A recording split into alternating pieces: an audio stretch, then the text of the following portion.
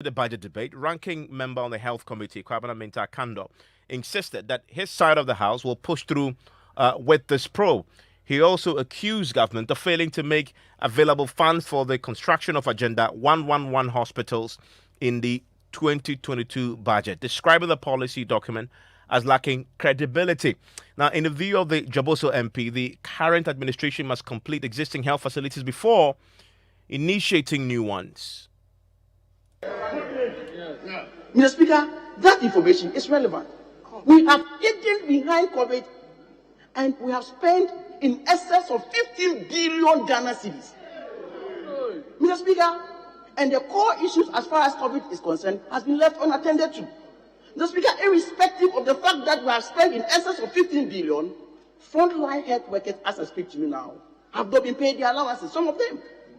Mr. Speaker, just some few kilometers from here, go to Kolebu, irregular supply of oxygen. Where did this money go? Mr. Speaker, that is why I agree that there must be a whole investigation, a whole probe into the entire expenditure of COVID. Yeah. Mr. Speaker, and let me serve notice that during the estimates at the committee level, we will insist on the details of the COVID expenditure. Yeah. Mr. Speaker, again, the Mahama administration left and invested hugely in the infrastructure in the health sector. Yeah. Without imposing each transaction levy. Mr. Speaker, per Article 35(7) of the 1992 Constitution, governments are enjoined to continue to complete and operationalize any project that they inherit. Mr. Speaker, again, any document that worth the sort of a budget must give the progress so far on all these projects. Mr. Speaker, what is the status of Afari Military Hospital? It is missing in this budget. Ask them. Mr. Speaker, what is the status of Kumawu District Hospital? It is missing in this budget. Ask them. Mr. Speaker, what is the status of Abetifi District Hospital? It is missing in this budget. Mr. Speaker, what is the status of Famina District Hospital? Mr. Speaker, is missing in this budget. Have you given them the money, the contractors the money to go back to site? Mr. Speaker, especially with that of Abetifi District Hospital, the sad story is that if we have to go back to the site to continue that project, Mr. Speaker, we will have to demolish not less than 70% of the structures on site. Mr. Speaker, the obvious question is it not causing financial loss to the state? It is. Well, the health minister himself was on the floor. Remember that he took some days off, went on leave in the wake of that heated probe into the acquisition of some vaccines, accusations that COVID expenditure may have been misused. Well, in a sharp rebuttal, the health minister, Kwaku Agyeman-Manu, welcomed the probe. He also responded to the minority issues surrounding Agenda 111 hospitals that the government had made top priority. Mr. Speaker, I want to start to say that wonders will never end in this world. And I'll repeat, wonders will never end in this world. Government budget is deceiving the nation. Meanwhile, September's budget, where e-health had been started, was not deceiving the nation. But I came to negotiate and sign a contract for e-health, even the pilot project, to be done in Central Region. Mr. Speaker, our debt situation is not anything that anybody can write home about. But let us look at how some of these monies have been spent. Honorable Akano is asking for complete investigation into COVID expenditures because they are material and that adds up to our debt burden. And we will get investigations into that area. Mr. Speaker, the financial sector cleanup, that one, none of us want to talk about how it happened. Mr. Speaker, 11. I keep on saying that wonders will never end. You want me to administer vaccines 17 million by now? Cost of vaccines is big. You say no 11. How do we pay for these vaccines? They are quite expensive. And you want us to continue taking donations without buying anything? It can happen. Well, the minister also revealed his image was shredded into tatters over his alleged involvement in the procurement of the Sputnik V vaccines. Mr. Speaker, I'm so amazed. When I was rushing to get the vaccines to do vaccination very quickly to meet our deployment targets, I was found culpable of not having come to Parliament, and I've been lambasted to the extent that now I don't have any image in this country. Your own colleague in the chamber. Now you stand up and tell me that our vaccination has been very slow. Mr. Speaker, we did a deployment plan that Honorable Akando has got a copy. That is what made Ghana receive the first consignment of COVAX drugs, vaccines, in the whole world. Because we submitted our plan, number one, and they looked at it and started giving it to other countries even to copy. And that is what gave us the first consignment of 600,000 AstraZeneca vaccines in February. We started deploying very quickly in March, and when that got finished, India, where we were supposed to take the COVAX vaccines from, had blocked its export drive so that we couldn't get vaccines any longer. And between April and August, Mr. Speaker, I beg to say that we never received a single dose of vaccines from anywhere, apart from the COVID that I negotiated for, and we got the first 21,000, and even that, the guy couldn't supply, which made us cancel the contract. So what crime was this? And then you come and sit here and say that government couldn't meet its own target by vaccinating 17 million people by now. Where could we have got the vaccines from? Where could we have got the vaccines from? Mr. Speaker, my predictions and my projections that we're going to get vaccines adequately enough in August had yielded fruit.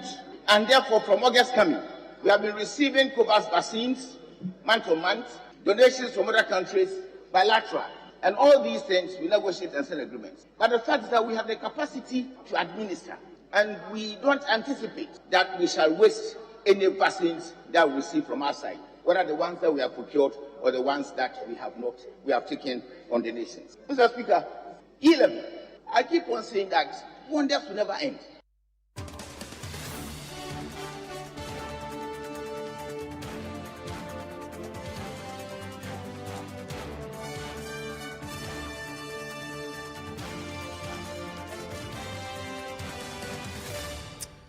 A pretty strong fight back there from Kwame Agyeman-Manu, the health minister. He himself, the man's own words, he was battered to the point where he doesn't have any reputation and his image is completely gone in this particular country, on the floor, clearly indicating how that whole period affected him pretty severely. He had to take leave. It took the president to communicate that he had taken some leave in the wake of that heat. The man who led the charge against him is Mensah Kandor himself, is a ranking on the health committee, and he joins us on the telephone line right now. Mr. Kandor, thank you for your time here on Top Story.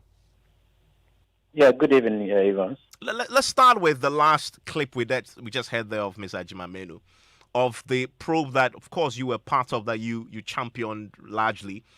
He says, he made the point to you that all he was doing was trying to procure the vaccines. Months on, August, as is promised, the vaccines are here. In fact, right in front of multimedia, people are queuing to be vaccinated. Hasn't he been vindicated?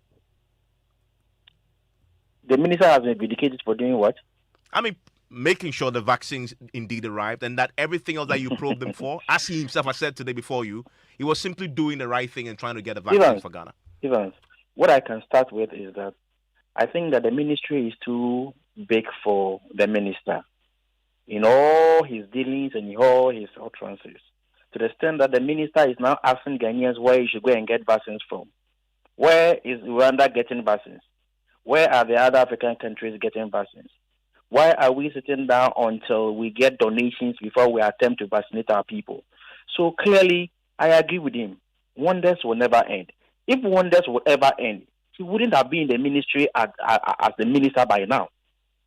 If wonders indeed would ever end, Honorable Agyeman-Manu wouldn't have been calling himself minister responsible for health.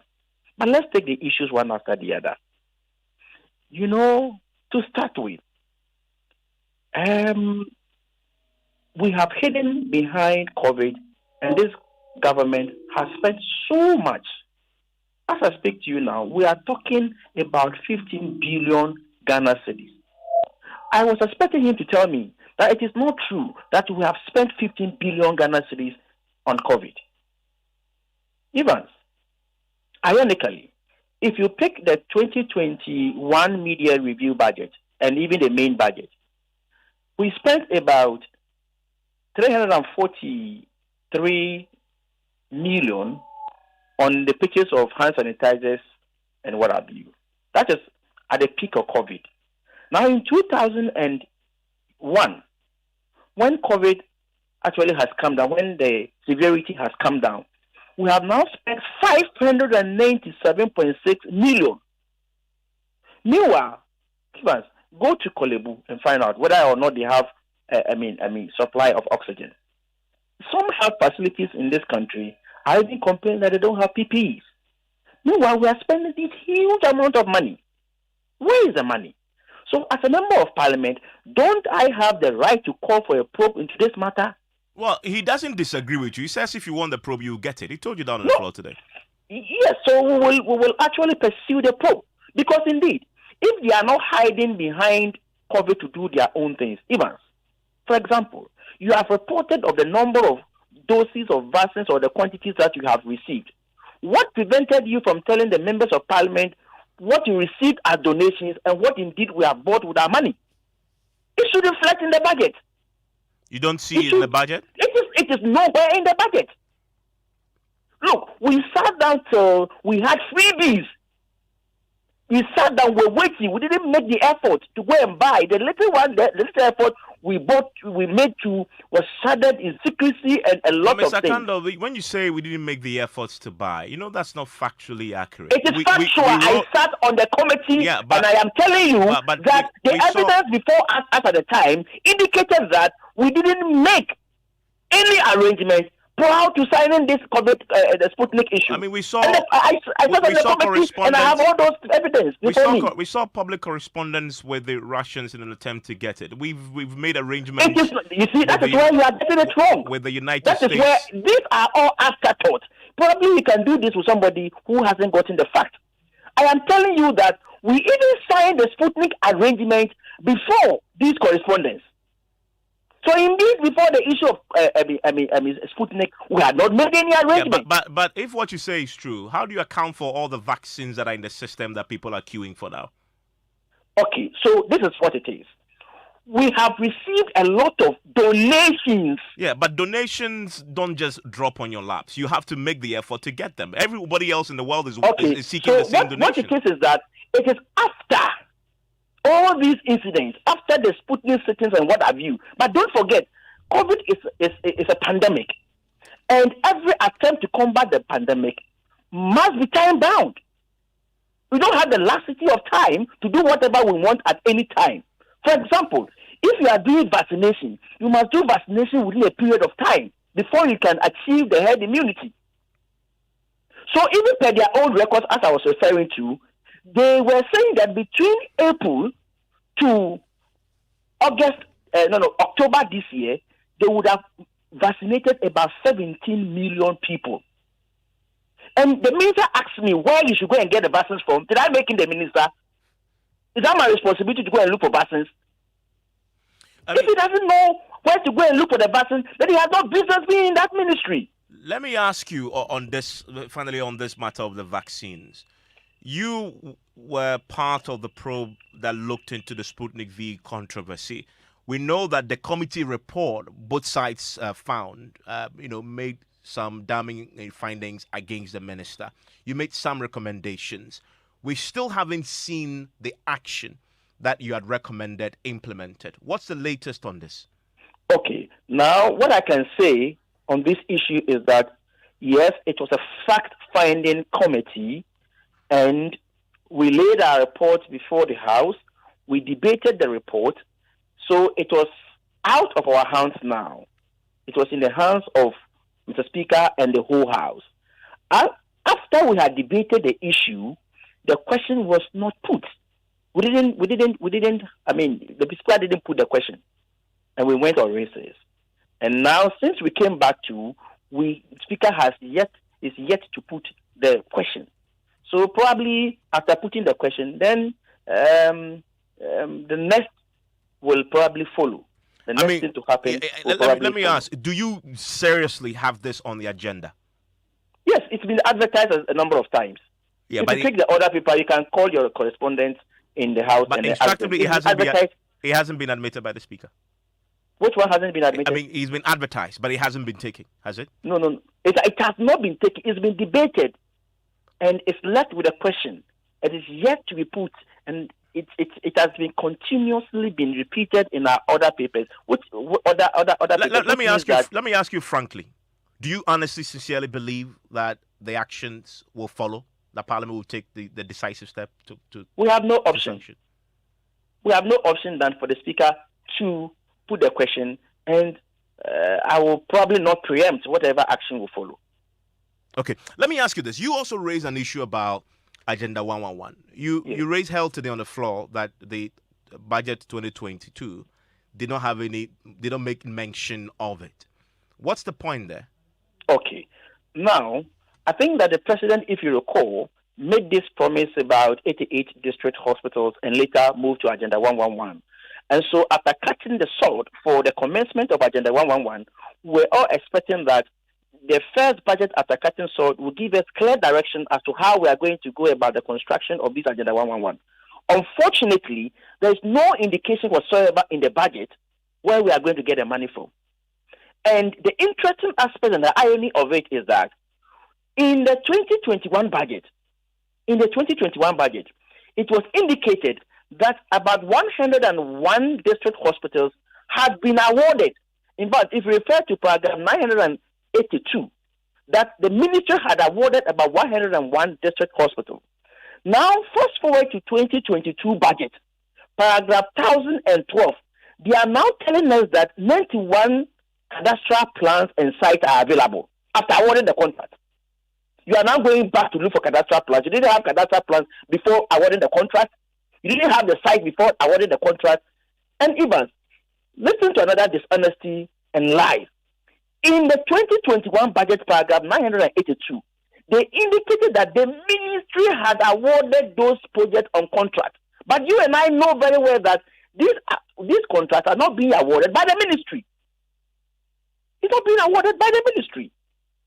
And so, in the 2022 budget, very little was even said about Agenda 111. But must that be the case? Because if you look at the mid-year budget review that was read earlier this year for the rest of the year, there was a provision there that the finance minister talks about Agenda 111 being financed under the Ghana Cares program, which is 100 billion facility, 100 billion arrangement that the government is in itself trying to put in place. So doesn't that spell out where the funding is?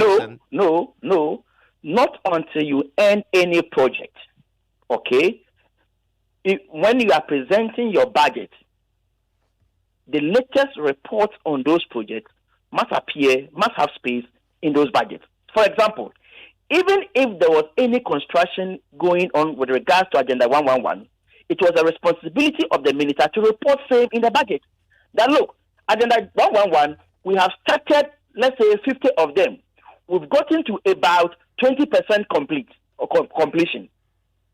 Okay? That will help us to perform our oversight responsibility well. And so, clearly, we have no clue as to how government is going to, because look, the entire CAPEX for the entire health sector is around 1.9 billion. So assuming we are going to use the entire CAPEX for the construction of Agenda 111, ask yourself, how many hospitals are we going to So the question remains, you have 48 hours before the budget is either approved or rejected. You can still get the finance minister to put these questions to him. Will you do so? I can't get the finance minister to do what? You can still get the finance minister to put these questions you asked to. You see, would you that do is so? the more reason why it's in part of our convention. When I was on the line, I heard you say that the speaker, the first deputy speaker, was telling us to, justify why we think that the finance must be there, yes, should be on the floor of the House for the debate. Look, this House is governed by laws and conventions. And I remember very well when we were in power. Honorable Oseche Mensah Bonsu will insist that either one of the deputy ministers for finance will be on the floor of the House, or the minister himself will be on the floor of the House for the debate of a budget. And so, if we have the minister there, he has the opportunity to clarify issues. Okay? He has the opportunity to clarify issues. And budget, we move from one step to the other. This is about the debate on the policies. Now we'll move from the debate on policies to the debate on estimate. Before we do the debate on estimate, we'll then go back to our various committees. Then, when we go back to our various committees, for example, in the Ministry of Health, all the agencies under the Ministry of Health would then appear before the committee, including the ministry, to come and justify what they have presented in the budget. And after the committee sittings, the committee meetings, will prepare a report to be taken on the floor of the House before we begin the debate on the estimate, and that will be dovetailed into the appropriation bill. Do you understand me? Mm. So clearly, this is just a debate on the policy, and we are yet to debate, to start the committee sittings, ask the relevant questions, and then insist on the relevant documents before we write a report to be debated on the floor of the House. So we have just begun. Okay, so you still have room and time. I still have room, okay. And I will insist on these questions. And if I don't get answers, I will debate those answers provided or otherwise on the floor of the House. Mr. Kando, I'm grateful. He is the ranking on the Health Committee in Parliament. You just heard him there mention a major controversy today during the debate, which is the absence of the finance minister and his deputies from the floor, because as you just heard they articulate, they have questions that they need to answer. Well, that divided the House quite a bit. The first Deputy Speaker of Parliament, Joe Owusu, stepped in.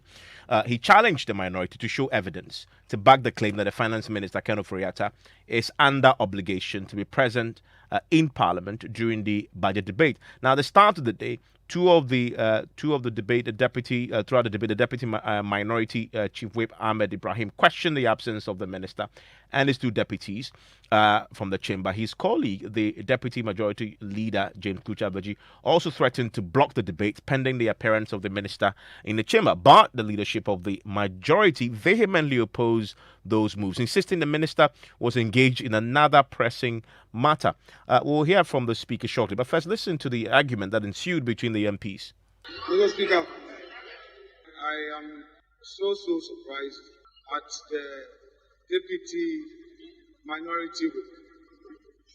Mr. Speaker, the finance minister, his deputies, Mr. Speaker, they join Parliament in hope for the post-budget workshop. They take Parliament serious. And Mr. Speaker, our friends have been in government before, and they know that in moments like this, the ministry would be engaged in a lot of activities. Mr. Speaker, yesterday, Mr. Speaker, they may have to be quiet and listen. Mr. Speaker, I've always said that is your problem. They won't be quiet and listen. We listened to Ahmed Ibrahim. We did. If it's all about every day trying to score cheap political points, you may do so. Mr. Speaker, you may do so. We are supposed to debate the budget. It's a turn of Honorable Atacha. Let him flow. That is all it is. Honorable members, I have been advised by the table office that senior analysts from the ministry are in the House for the purpose for which you could allow them to bring them to sit at the officers' lobby. But otherwise, would anybody point to me where in a standing order which says that the minister must be here? If you point that to me, I'll rule on that. Yes. Thank you, Mr. Speaker. Mr. Speaker, motion has been moved by the Minister of Finance. And we are debating the motion moved by the Minister of Finance. None of the deputies are here. Mr. Speaker, the issue has been raised by the member. The Honorable Deputy Leader did not tell us why the Minister and the deputies are not here. He's only telling us that, they were with us in hope. Mr. Speaker, then there is no need to even debate the budget. If they being with us in hope is sufficient enough, then there is no need to debate the budget. Why are we debating the budget? To express our views on the policies. And he must be here to take note of all those issues. He is not here.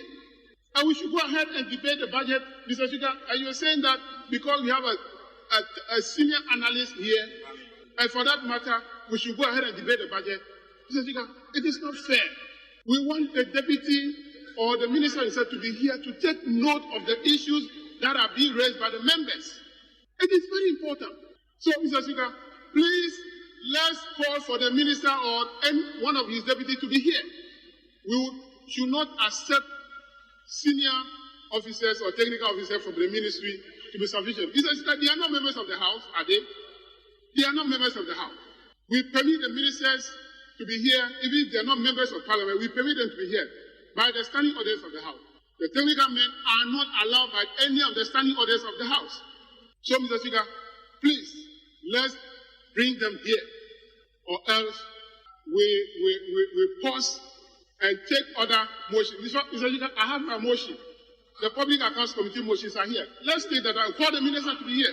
When they come, we'll stop and then we'll continue with the debate. Thank you, Mr. Speaker. Honourable members, I'm still waiting for guidance.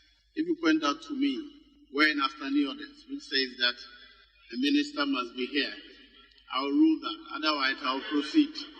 So how was this resolved? Details on Newsnight. Stay with us.